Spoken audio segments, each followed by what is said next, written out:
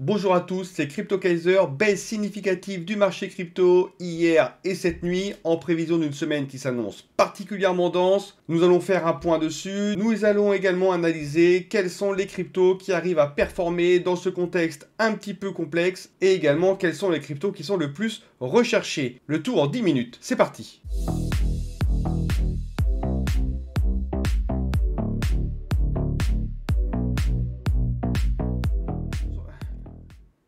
Capitalisation globale sur la journée du 30 janvier qui s'est terminée cette nuit à 1h du matin. Donc baisse de 3,59% sur la capitalisation totale. On est à moins de 1100 milliards de dollars. Le Bitcoin est repassé sous la barre des 23 000 dollars avec une baisse de 3,76%. Sur la répartition globale, on voit que l'Ethereum a perdu 4,66%, moins bien donc que le Bitcoin, et les altcoins ont le mieux performé avec moins 2,93%.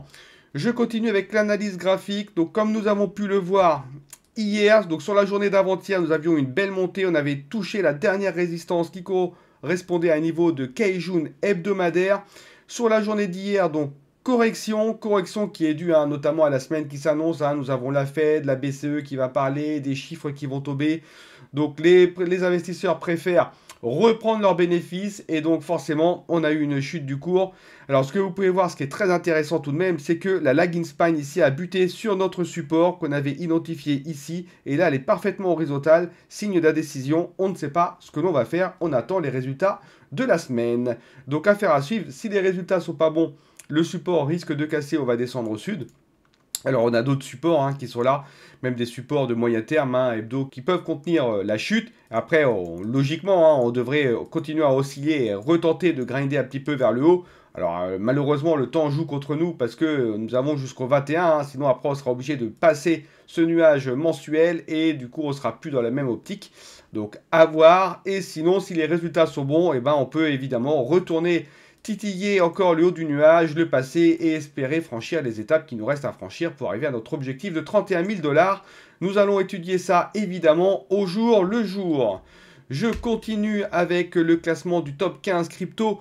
Pas grand chose à dire, il n'y a pas eu de changement majeur dans ce classement. Les volumes sont en nette augmentation parce qu'il y a eu beaucoup d'échanges d'actifs, notamment par la prise de bénéfices. Le prix a oscillé. Bon, voilà, le pire qu'on ait pu avoir, c'est côté Polygon et côté Solana qui ont perdu 8% chacun. Pour le reste, pas grand-chose à signaler. C'est une correction, ça arrive. Et il y en aura d'autres. Donc, attendons de voir comment ça va se goupiller cette semaine, notamment. Je continue avec les meilleures variations sur les capitalisations durant 101 à 200. Effectivement, nous sommes mardi et c'est l'analyse des capitalisations 101 à 250 qui est étudiée. Donc, meilleure performance côté prix revient à Everscale. Everscale qui est une blockchain de layer 1 qui a de plus en plus le vent en poupe, extrêmement scalade et rapide. Apparemment, elle pourra atteindre 1 million de transactions secondes, donc peut-être le digne successeur de Solana, à voir. En tout cas, elle a pris 66% d'augmentation de prix. Voyageur VGX qui est un wallet qui permet l'achat et la revente d'actifs sans frais et qui en plus permet d'analyser plein d'exchanges pour avoir les meilleurs taux de change. Lui, pareil, il a le vent en poupe, il a pris 59% sur la journée d'hier. Je continue avec les meilleures variations côté volume. Nous avons Alchemix USD qui est une plateforme de prêt-emprunt. Nous avons également Nexus Mutual qui, elle, est une sorte d'assurance pour les cryptos, qui propose une couverture avec donc des volumes extrêmement importants pour ces deux tokens. Et ensuite, par rapport au classement, nous avons quoi? Nous avons Voyageur, VGX et Everscale. C'est eux qui ont pris également le maximum de places avec 73 et 64 places respectivement. Concernant les pires variations, nous avons côté prix Gainsfarm qui n'est autre qu'un DEX qui a perdu 18% sur son prix. Le Magic qui est un gaming que je vous avais présenté il y a plusieurs jours maintenant, 6 ou 7 jours. Il a très bien pumpé. J'espère que vous avez bien eu le temps de prendre vos bénéfices comme je vous l'avais indiqué hier. En tout cas, là, il a perdu 18%. Mais bon, il a quand même une bonne move, ce token. Là, il corrige, c'est tout à fait normal. Il avait beaucoup monté, donc il corrige un peu plus fort que les autres. Mais ça reste pas moins un très bon token. Pas de problème par rapport à ça. Côté volume, le Compound, je ne vais pas y revenir. Ça fluctue beaucoup, c'est du prêt-emprunt. Et côté classement, donc on a le Gainsfarm, le fameux DEX qui perd 17 places. Et le Magic qui perd 14 places. Je continue avec deux nouveaux tableaux du coup. J'ai un petit peu changé tout ça. Je vous ai mis une vision sur les 48 dernières heures et sur les 7 derniers jours. Comme ça, vous avez le court et le moyen terme. Donc les 5 cryptos les plus performantes, nous avons un voyageur VGX, hein, du coup on vient juste de voir, hein, donc je ne vais pas vous réexpliquer ce que c'est, mais lui il a gagné voilà 72 places avec un prix de 60% et une très bonne augmentation de volume. Je vous rappelle, hein, ce tableau montre les tokens, les meilleurs tokens, ceux qui ont le performé dans les 3 axes qui sont le volume, le prix et le classement en même temps. En 2, du coup, nous avons Everscale. Je vous en ai également parlé, je ne vais pas y revenir dessus, qui est en 2e position. DAO Maker qui est en 3e position. Ça, c'est une sorte de méga launchpad pour investisseurs. En 3e place, Biconomy qui est une solution multi-chaîne permettant aux développeurs de s'affranchir de tout ce qui est frais, bridge, etc. Ça facilite énormément la vie. Et enfin, nous avons Harmony qui est une blockchain à débit élevé, hein, etc. Voilà, qui a également bien performé sur les 48 dernières heures. Ensuite, les 5 cryptos qui ont le mieux performé sur les 7 derniers jours. Pareil, nous avons Voyageur VGX qu'on retrouve ici et Everscale en 2e position. Floki, donc je vous en avais parlé d'ailleurs, je crois que c'était hier ou vendredi. Donc lui, pareil, hein, il explose bien. Hein, il a repris 90 rangs en plus avec une augmentation du prix de 111% et de volume 543%. Beaucoup de hype autour de Floki, hein, j'ai remarqué ça. Ensuite, DAO Maker, je ne vais pas y revenir, j'en ai parlé plus haut. Et ensuite, nous avons Canto, Canto qui est une blockchain de layer 1 qui est spécialisée dans la DeFi sans frais, qui termine le podium à la 5e marche. Bravo à toutes ces cryptos.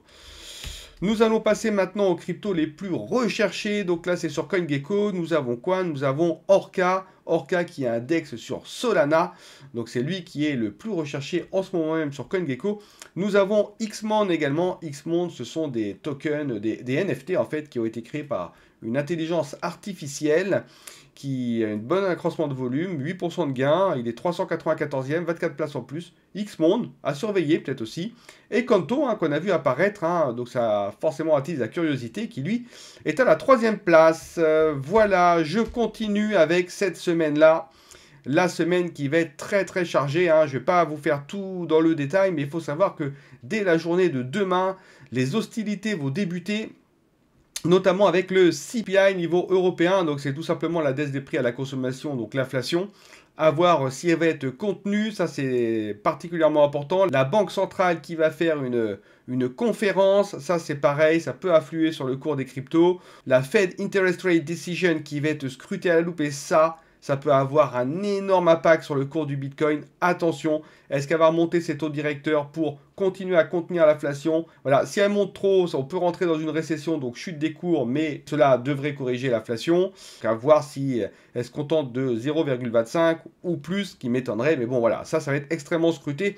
Nous allons également avoir, hein, des grosses sociétés qui vont publier leurs résultats. Hein. Je pense notamment à Apple, à Amazon, à Google. Voilà, tout ça, ça va publier, et donc en fonction des résultats de la tech, ça va également affluer sur le marché. Mais voilà, bon, à voir derrière, hein, ce qui va être annoncé. Et qu'est-ce qu'on aura aussi jeudi? Ben, jeudi, hein, nous aurons la Banque centrale qui va dire, elle, sa position par rapport au taux d'intérêt, hein, est-ce qu'elle va suivre la Fed ou pas. Et le vendredi, nous avons le Non-Farm Payrolls. Ça, c'est la masse salariale des Américains, sauf le secteur agricole. C'est pareil, hein, plus il y a de gens qui travaillent, plus ça peut créer de l'inflation. Donc voilà, à surveiller, c'est extrêmement dense. Attention, limitez au maximum vos opérations sur les cryptos. De la volatilité est à attendre sur cette semaine. Et je finis avec le coin du jour, évidemment. Alors j'ai hésité vraiment entre 2 coins, hein. Everscale, la super blockchain très rapide, et Floki. Les deux sont... Voilà, alors il y en a un qui est un même coin, le Floki, qui n'apporte rien, mais il ne faut pas les ignorer non plus, la hype, etc. Everscale, qui est un très bon projet. Je pense que Everscale, je le présenterai plutôt mardi prochain, parce que quand j'ai fait une analyse de hype autour de token, c'est Floki qui remporte la palme, qui a le plus de hype par rapport à Everscale. Everscale est déjà très bien monté, Floki un petit peu moins. Donc voilà, je vous présente Floki sur cette journée-là, mais la semaine prochaine, ça sera Everscale, parce que voilà, j'ai vraiment hésité entre les deux. Donc Floki qui a eu sur le mois, hein, 79 places en plus, 191% de gain en prix et 1800% en volume. Je vous ai mis ici en haut les variations pour que vous puissiez vous rendre compte vraiment des performances de Floki. Quant à moi, c'est terminé. S'il vous plaît, n'oubliez pas de liker et de vous abonner. À chaque fois, il faut que je le dise en début de vidéo, mais je le dis à la fin. Mais c'est pas grave. C'est très important, notamment pour le référencement de la chaîne et pour qu'elle puisse perdurer. Si vous l'aimez, c'est toujours mieux que ça perdure. Quant à moi, je vous souhaite une très bonne journée et je vous dis à demain. Bye bye.